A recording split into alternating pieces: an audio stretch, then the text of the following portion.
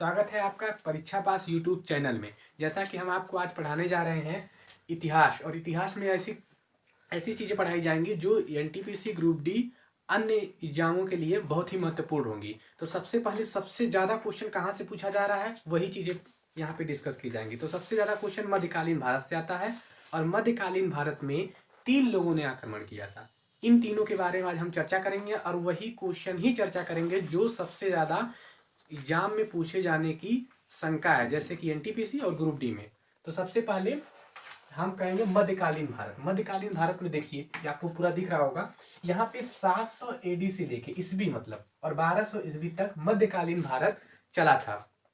मध्यकालीन भारत में 3 लोगों में आक्रमण किए थे। सबसे पहला आक्रमण किया मोहम्मद बिन कासिम ने किया था। यहाँ पे दिख रहा है ना, मोहम्मद बिन कासिम ने सबसे पहले मध्यकालीन भारत पे आक्रमण किया था। सबसे पहले भारत पे आक्रमण किया था। तो मोहम्मद बिन कासिम के बारे में पढ़ेंगे। और सबसे पहली चीज क्या है कि ये 700 पूछेगा, मोहम्मद बिन कासिम भारत पर कब आक्रमण किया था। तो कब आक्रमण किया था, तो 700 ईस्वी में सबसे पहले आक्रमण किया था। पहला क्वेश्चन, मोहम्मद बिन कासिम ने भारत में सबसे पहले 700 ईस्वी में आक्रमण किया था। अब पूछेगा 700 ईस्वी में आक्रमण किया कहाँ था, तो सबसे पहले आक्रमण सिंध पर किया था। इसने सिंध, यहाँ पे लिखा हुआ है ना, देखिए ये यहाँ पे सिंध पर आक्रमण किया था। अच्छा, सिंध पर आक्रमण किया था तो उस समय सिंध की तो राजधानी भी कहीं होगी। तो सिंध की राजधानी उस समय क्या थी, क्योंकि ये क्वेश्चन पूछा गया। तो जिस समय मोहम्मद बिन कासिम ने सिंध पर आक्रमण किया था उस समय सिंध की राजधानी कहाँ थी, तो सिंध की राजधानी थी अरोर। अरोर नाम से थी। शायद दिख नहीं रहा होगा तो हम यहाँ लिख देते हैं अरोर। सिंध की राजधानी कहाँ थी उस समय, तो अरोर थी। इसके बाद जब सिंध पर इसने आक्रमण किया तो और किससे आक्रमण किया था, वहां का राजा कौन था, तो वहां का राजा था दाहिर। उसका नाम था दाहिर। यहाँ पे दिख रहा है दाहिर। तो उस समय का राजा था दाहिर। तीसरा, उस समय फारस का खलीफा कौन था, एसएससी की जान है एकदम। उस समय फारस का खलीफा मोहम्मद बिन कासिम जिस समय सिंध पर आक्रमण किया था उस समय फारस का खलीफा था अल हजाज। यहाँ दिख रहा होगा अल और हजाज, बड़ा अक्षर में लिख देते हैं। तो इसको मिटाते हैं यहाँ पे और लिख देते हैं अल हजाज था। मात्रा जाज, तो अल हजाज था। ठीक ना। और सबसे इंपॉर्टेंट क्वेश्चन कि मोहम्मद बिन कौन सा ऐसा वो शासक था जिसने पहली बार जजिया टैक्स लगाया था। तो देखिए, इतिहासकार में 2 लोग जजिया टैक्स लगाए थे। अब ऑप्शन आपको अगर दोनों तो मिलेगा नहीं। तो जजिया टैक्स लगाने वाला पहला सुल्तान जो था वो मोहम्मद बिन कासिम था। अगर मोहम्मद बिन कासिम ऑप्शन में नहीं है तब हम लगा देंगे फिरोज शाह तुगलक। फिरोज शाह तुगलक ने लगाया था, फिरोज शाह तुगलक। ठीक है, अगर पहले तो मोहम्मद बिन कासिम रहेगा तो मोहम्मद बिन कासिम पे क्लिक करेंगे, अगर नहीं है तो फिरोज शाह तुगलक। अब तो आगे क्या पूछता है, मोहम्मद बिन कासिम कैसा आक्रमणी था, तो वो तुर्क आक्रमणी था। तुर्क, कौन सा आक्रमणी था, तुर्क। यहाँ पे तुर्क लिख देते हैं, देखिए यहाँ पे लिखा हुआ है तुर्क। कैसा आक्रमणी का, तुर्क आक्रमणी था। अब भारत पे सबसे पहले पूछा है क्वेश्चन कि भारत में प्रथम बार किसने आक्रमण किया था, तो भारत में सबसे पहले आक्रमण करने वाला कार्य था मोहम्मद बिन कासिम। और सबसे पहले मुस्लिम आक्रमणकारी था यही था। सबसे पहले मुस्लिम आक्रमणकारी ये था। फिर जब इन्होंने आक्रमण किया तो इसके बाद हुआ क्या, इसके नाम पे एक बुक लिखी गई थी जिसका नाम था चचनामा। चचनामा देखिए यहाँ पे दिया हुआ है, यहाँ पे चचनामा बुक लिखी। ये इसकी पूरी जीवनी लिखी गई है इसमें, चचनामा। और ये किस भाषा में लिखी गई थी ये भी पूछता है। तो किस भाषा में लिखी गई थी, तो अरबी भाषा में लिखी गई थी। अरबी भाषा में चचनामा लिखी गई थी। ठीक है। अच्छा, यहाँ पे एक काम इसने किया था, सिंधु नदी पर इसने महफूजा शहर बसाया था। महफूजा नाम का शहर, सिंधु नदी पे महफूजा नाम का शहर था। इसके बाद पूछता है ये जो मोहम्मद बिन कासिम था ये था कौन, तो था कौन, ये हजाज, एक इतिहासकार था हजाज का दामाद जिसे बोलते हैं, ये हजाज का दामाद था। उसके बाद चचनामा के अनुसार इसकी हत्या सुलेमान एक शासक था, सुलेमान ने के आदेश से इसकी हत्या करवा दी गई थी। ठीक है। इसके बाद अगला क्वेश्चन पूछेगा कि सिंधु के मुल्तान शहर को क्या बोला जाता है। जो सिंधु था उसमें एक मुल्तान शहर था, उसको क्या बोला जाता है, तो उसको क्या बोला जाता है, उसको स्वर्ण नगरी बोला जाता है, स्वर्ण नगरी। ठीक है। फिर उसके बाद पूछता है इसने सिक्का चलाया था, और सिक्का देखो सब लोगों ने सिक्का चलाया, तो इसने कैसा सिक्का चलाया था ये पूछेगा। तो इनके संस्कृत लेख से चांदी का सिक्का चलाया था। तो अगर पूछेगा कि कौन सा सिक्का चलाया है, तो यहाँ पे हम लिख देंगे चांदी का, चांदी का सिक्का इसने चलाया था। संस्कृत लेख से लिखी हुई चांदी का एक सिक्का था, वो चलाया था। इसके बारे में क्वेश्चन पूरा हो गया। इससे ज्यादा क्वेश्चन आपको नहीं मिलेगा। मोहम्मद बिन कासिम में जितना हम बताए हैं यही क्वेश्चन ही आने की संभावना, और ये क्वेश्चन सबसे ज्यादा रिपीट किया गया है। एसएससी की तो पूरी जान है, एसएससी में सबसे ज्यादा। अब दूसरे नंबर पे आते हैं मोहम्मद गजनवी। इनके बारे में एक बार देख लीजिए। तो गजनवी, पहले बात तो मोहम्मद गजनवी आया और कहां से था। तो मोहम्मद गजनवी एक राजवंश था जिसकी स्थापना अल्पत गिन ने की थी। अल्पत गिन ने ये 1001 ईस्वी से लेकर, यहाँ पे देखिए 1001 ईस्वी से लेकर 1027 ईस्वी तक शासन किया था। और इसके दौरान इन्होंने 17 बार भारत पर आक्रमण किया है। 17 बार आक्रमण किया है। ये यहाँ पे ये पूछता है कौन सा ऐसा राजा था जो 17 बार आक्रमण किया है, तो हम टिक लगाएंगे मोहम्मद गजनवी पर। इसके बाद क्वेश्चन पूछेगा कौन मथुरा, इसने क्या किया 1018 ईस्वी में इसने मथुरा का एक मंदिर था, इसको लूटा था। मथुरा के मंदिर को मोहम्मद गजनवी ने ही लूटा था 1018 ईस्वी में। 1025 ईस्वी में इसने सोमनाथ मंदिर को लूट लिया। 1025 ईस्वी ने इसमें क्या किया, सोमनाथ मंदिर को लूटा। अच्छा, इसके कुछ इतिहासकार थे, ये इंपॉर्टेंट है इतिहासकार याद करना, क्यों? क्योंकि इतिहासकार इसके पूछता है अत्यधिक। देखिए तो अल बुरूनी जो था ये बहुत फेमस इतिहासकार था। इसमें सस्सी बहुत सारा क्वेश्चन पूछ चुकी है। तो हम बताते हैं अल बुरूनी क्या था। अल बुरूनी, पहले बात अल बुरूनी इसके इतिहासकार में आया कैसे, मोहम्मद गजनवी के शासन में। तो क्या किया, एक खीवा का युद्ध हुआ था। 1000 खीवा, यहाँ पे लिख देते हैं खीवा का एक युद्ध हुआ था। वो युद्ध हुआ था 1017 ईस्वी में, खीवा का युद्ध।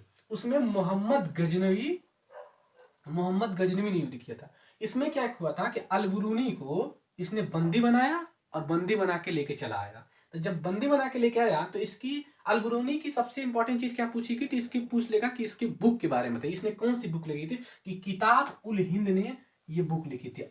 पूछ लेगा किताब उल हिंद किसने लिखी थी, तो अलबरूनी ने लिखी थी। और अलबरूनी किसके शासनकाल में रहता था, तो मोहम्मद गजनवी के शासनकाल में रहता था। दूसरे नंबर पे कौन सा इतिहासकार था, तो फारूकी एक इतिहासकार था, फारूकी नाम था। फारूकी, यहाँ पे देखिए लिखा फारूकी ने शाहनामा की रचना की है। ये पूछेगा, बहुत इंपॉर्टेंट है। फारूकी किसकी रचना की, फारूकी ने शाहनामा की रचना की है। तीसरे नंबर पे उत्तवी एक शासक था, उसका नाम था उत्तवी। इनका दरबारी इतिहासकार था। ये पूछेगा कि इसका दरबारी इतिहासकार कौन था, तो उत्तवी नाम था। और सिस्तनी ये इसका चौथा इतिहासकार था। इसके बाद पूछा क्या है कि हिंदू शासक, पहला ऐसा हिंदू शासक कौन है जो मोहम्मद गजनवी के साथ आक्रमण किया था, तो उसका नाम था जयपाल। जीता था मोहम्मद गजनवी। तो क्या होगा, हिंदू शासक पहला आक्रमण कब किया था, 1000 ईस्वी में इसने जयपाल ने मोहम्मद गजनवी से आक्रमण किया था। तो पहला हिंदू शासक ये था जो मोहम्मद गजनवी से आक्रमण किया था। इसने मुल्तान पर विजय कब प्राप्त की है, ईस्वी जरूर पूछता है। तो मुल्तान पर इसने जो विजय प्राप्त की है वो 1006 ईस्वी में मुल्तान पर इसने विजय प्राप्त की थी। कौन प्राप्त की थी, मोहम्मद गजनवी ने। इसने कन्नौज पर भी विजय प्राप्त की थी, अधिपत्य जमा लिया था कन्नौज पर 1018 ईस्वी में। राज्यपाल नामक एक राजा था, उसको हरा दिया था इसने कन्नौज पे राज्यपाल नामक राजा का शासन था। मोहम्मद गजनवी ने इनको हराया और 1018 ईस्वी में इनको हरा दिया था। तो ये हो गया पहला मोहम्मद बिन कासिम से, दूसरा हो गया मोहम्मद गजनवी से। तीसरे नंबर पे आते हैं मोहम्मद गौरी से। मोहम्मद गौरी से सबसे ज्यादा क्वेश्चन अभी भी पूछे जाते हैं, आने की संभावना सबसे ज्यादा यहाँ से होती है। यहाँ से कैसे होगी, तो सबसे पहला मुल्तानों को लूटा 1075 ईस्वी में मोहम्मद गौरी ने मुल्तान को लूटा था। और जब लूटा था तो वहां का राजा कौन था, तो मूल राज नाम का राजा था। मूल राज यहाँ पे लिख देते हैं, अगर दिखाई देगा तो मूल राज नाम का राजा था। मोहम्मद गौरी ने 1175 ईस्वी में मुल्तान को लूटा, मूल राज राजा। उस समय वहां का राजा कौन था, मूल राज। तो सबसे पहले मोहम्मद गौरी की विजय प्राप्त हुई थी 1075 ईस्वी में, इसमें विजय प्राप्त हो गई थी। दूसरे में क्या हुआ था, 1178 1178, 1175 था यहाँ पे ईस्वी, सॉरी, और 1178 पे माउंट आबू पर इसमें आक्रमण किया था, माउंट आबू। और माउंट आबू जो था वो वहां का राजा कौन था, भीमदेव सेकंड। लेकिन इसने क्या किया कि मोहम्मद गौरी को हरा दिया, इसने मोहम्मद गौरी को हरा दिया भीमराव सेकंड ने। और इस युद्ध को का नाम क्या है, इसी युद्ध का नाम कायद्रा युद्ध कहते हैं, इसको हम कायद्रा युद्ध कहते हैं। फिर सबसे ज्यादा फेमस इंपॉर्टेंट क्वेश्चन आने वाला है, जो सबसे एसएससी की पूरी जान है, और एसएससी ने 2000 ईस्वी से लेकर 2020 तक बहुत बार पूछा हुआ है। तराइन का प्रथम युद्ध किसके बीच लड़ा गया था, तो पृथ्वीराज चौहान के बीच और मोहम्मद गौरी के बीच लड़ा गया था तराइन का युद्ध, जिसमें पृथ्वीराज चौहान की जीत हो गई थी, मोहम्मद गौरी इसमें हार गया था। तो 1191 ईस्वी में तराइन का प्रथम युद्ध पृथ्वीराज चौहान और मोहम्मद गौरी के बीच हुआ था, जिसमें पृथ्वीराज चौहान की जीत हो गई थी। मोहम्मद गौरी ने इसमें हार के जब वापस आई तो इसने फिर से सेना तैनात की, और 1192 ईस्वी में तराइन का सेकंड युद्ध हुआ, और इसमें मोहम्मद गौरी और पृथ्वीराज चौहान के बीच हुआ, जिसमें पृथ्वीराज चौहान हार गए और मोहम्मद गौरी ने इस पर विजय प्राप्त कर लिया। प्रथम में क्या हुआ था, पृथ्वीराज चौहान जीते थे। तराइन का प्रथम युद्ध 1191, तराइन का द्वितीय युद्ध 1192। 92 में कौन जीता, मोहम्मद गौरी, और 91 में कौन जीता, पृथ्वीराज चौहान। ये पूछता सबसे ज्यादा। चंदावर का युद्ध सबसे इंपॉर्टेंट है। चंदावर का युद्ध हुआ था जयचंद्र और मोहम्मद गौरी से, जीती थी मोहम्मद गौरी, इसमें जयचंद्र को हरा दी थी। तो चंद्रावर का युद्ध जो हुआ था उसमें मोहम्मद गौरी की विजय हुई थी, जयचंद्र हार गए थे। इससे ज्यादा सबसे ज्यादा क्वेश्चन जो पूछा जाता है वो पूछा जाता है कि मोहम्मद गौरी ने एक सिक्का चलाया था, वो कौन सा सिक्का था, इसने माँ लक्ष्मी का सिक्का चलाया था। मोहम्मद गौरी ने माँ लक्ष्मी के सिक्का जो था वो चलाया था। तो इसके ये देखिए, सबसे पहले 1175, बहुत इंपॉर्टेंट क्वेश्चन है। 1175 ईस्वी में मुल्तान को लूटा वहां का राजा मूलराज। 1178 ईस्वी ने माउंट आबू पर आक्रमण किया, और भीमदेव सेकंड जीत गए थे, मोहम्मद गौरी हार गई थी, कायद्रा युद्ध इसको कहते हैं। और 1191 ईस्वी में तराइन का प्रथम युद्ध हुआ था, पृथ्वीराज चौहान की जीत हो गई थी।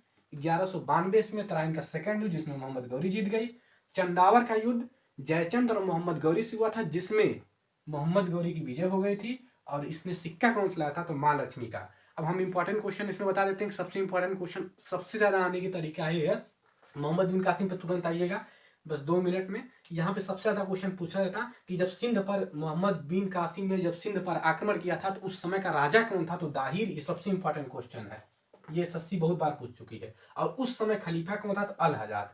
ठीक। तीसरे नंबर का सबसे ज्यादा क्वेश्चन पूछा जाएगा कि चचनामा जो बुक थी वो किस पे लिखी गई है, तो मोहम्मद बिन कासिम पे लिखी गई है। इसके बाद एक पूछता है कि यहाँ पे कि सिंध के मुल्तान शहर को कौन सा युग कहते हैं, तो स्वर्ण नगरी। ये युग जो था ये स्वर्ण नगरी से नाम से जाना जाता था। फिर इसके बाद मोहम्मद गजनबी पे आ जाइए। सबसे इंपॉर्टेंट क्वेश्चन क्या होगा, इसने मथुरा के मंदिर को कब लूटा था, तो 1018 ईस्वी में, और सोमनाथ मंदिर को 1025 ईस्वी में लूटा था। इससे ज्यादा क्वेश्चन कौन पूछता है, अलबरूनी। ये तो याद कर लीजिएगा, अलबरूनी सबसे इंपॉर्टेंट, इससे इंपॉर्टेंट कुछ है या नहीं है। पूरे मध्यकालीन भारत में अलबरूनी से ज्यादा इंपॉर्टेंट नहीं है। इसकी एक किताब पूछता है जिसका नाम है किताब उल हिंद। फिर आता है इससे एक क्वेश्चन और पूछता है, आपको पूछेगा कि इसने कन्नौज पर 1018 ईस्वी में आधिपत्य जमा लिया था, और किसको हराया था, ये बहुत इंपॉर्टेंट, किसको हराया था, तो राज्यपाल नाम का एक राजा था, उसको हरा दिया था। मोहम्मद गौरी से जितने भी बताए हैं ये पूरे इंपॉर्टेंट है कि मोहम्मद गौरी से एक क्वेश्चन अधिकतम बार आया हुआ है। माँ लक्ष्मी के सिक्के तो इन सबसे इंपॉर्टेंट है, ये तो इंपॉर्टेंट है, माँ लक्ष्मी के सिक्के इन्होंने चलाया था। तो यहाँ पे सारी हमने मध्यकालीन भारत में जितने इंपॉर्टेंट क्वेश्चन है वो आपको हम सब बता चुके हैं। इससे इंपॉर्टेंट को इससे ज्यादा और कोई जल्दी पूछा नहीं जाता है। जो सबसे ज्यादा पूछे जाने वाला क्वेश्चन था वही बताएं। हालांकि है तो इतिहास बहुत ब्रांड, क्योंकि अगर एक मोहम्मद बिन कासिम पे हम चर्चा करें तो पूरा कम से कम 1 घंटा लग जाएगा, लेकिन वही क्वेश्चन बताए गए हैं जो एनटीपीसी में आने की सबसे ज्यादा संभावना, ग्रुप डी में आने की सबसे ज्यादा संभावना है, या जेई के एग्जामिनेशन में, या कहीं कोई भी एग्जामिनेशन में इससे ज्यादा क्वेश्चन नहीं आएगा। ये सबसे इंपॉर्टेंट क्वेश्चन है। तो आप चैनल को लाइक करिए और सब्सक्राइब भी करिए, ये आपसे निवेदन है। धन्यवाद।